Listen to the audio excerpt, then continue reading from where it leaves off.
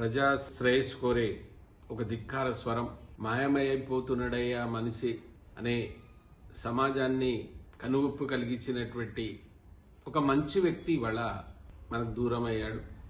ఆయన గతించారని తెలిసిన వెంటనే నేను మా కుటుంబ సభ్యులం చాలా దిగ్భ్రాంతికి గురయ్యాం.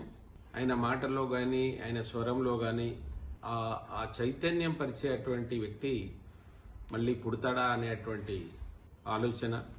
అయితే సీతారాం నాయక్ గారు అందశ్రీ గారి గురించి అంతగా మాట్లాడడం వెనుక ఒక కారణం ఉంది.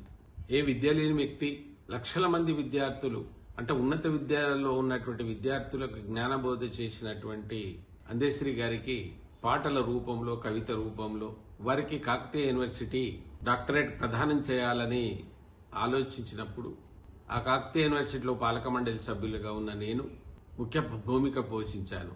అప్పుడు ఉన్నటువంటి గోపాల్ రెడ్డి గారు వైస్ ఛాన్సలర్, నాతో పాటు ఉన్నటువంటి పాలక మండలి సభ్యులందరినీ ఏకం చేసి మేము తీర్మానం చేసి ప్రభుత్వ పరంగా ఉండేటువంటి ప్రిన్సిపల్ సెక్రటరీని ఈ నివేదిక ఇచ్చినప్పుడు వారు ఒక మాట అన్నారు, మీరు రాసినటువంటి దీంట్లో ఆయన ఎక్కడ విద్య దగ్గర డిగ్రీలు లేవు కాదంటే, డిగ్రీలు అవసరం సార్, డిగ్రీలు అవసరమే, కానీ ఈ వ్యక్తికి ఏ డిగ్రీ అవసరం లేదు.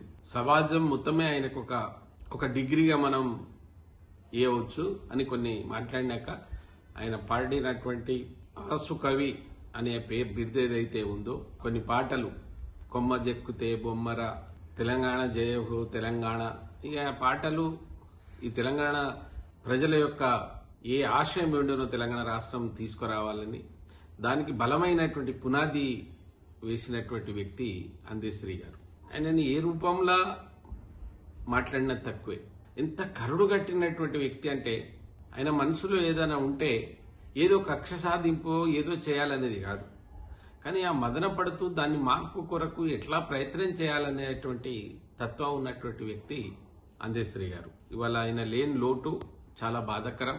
ఏ తెలంగాణ రావడానికి అనేక మంది తెలంగాణ ప్రభుత్వాలు ఏదైతే గతంలో పాలించినటువంటి ప్రభుత్వం కావచ్చు, ఇప్పుడు పరిపాలిస్తున్నటువంటి పార్టీ కావచ్చు, వాళ్ళ గత ప్రభుత్వంలో ఏమీ దొరకలేదు.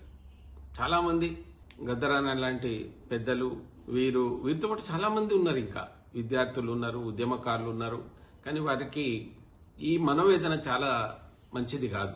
తెలుసు నాకు, రాజకీయ నాయకులు కూడా కొంతమంది అసలు బాసారు, ఎందుకంటే ఆవేదన ఉండకూడదు మనిషికి. కానీ చివరికి వీరికి ఈ ప్రభుత్వం గుర్తించి వారు రచించినటువంటి పాటను చిరస్థాయిగా జీవం పోశారు. జయహో తెలంగాణ అనేటువంటి రాష్ట్ర గీతంగా చేసినందుకు చాలా గర్వపడుతున్నాం, ఆనందంగా ఉంది. కానీ 64 సంవత్సరాల వయసులోనే ఆయన గతించడం అనేది ఒక పెద్ద పర్వతాన్ని కోల్పోయినటువంటి బాధ అనిపిస్తుంది. మరి ఇప్పుడైనా ఈ ప్రభుత్వం ఎవరైతే తెలంగాణ కొరకే తెలంగాణ రావాలనేటువంటి ఒక ఆకాంక్షతో పనిచేసిన వాళ్లను ఈ ప్రభుత్వం అనే గుర్తించి అటువంటి ఆవేదన నుంచి దూరం చేస్తారని భావిస్తూ అందశ్రీ గారి ఆత్మకు భగవంతుడు శాంతి చేకూర్చాలని, మరి కుటుంబం అంతా చాలా పరిచయాలు మాకు, ఆ కుటుంబ సభ్యులకు భగవంతుడు మనోధైర్యాన్ని కలిగించాలని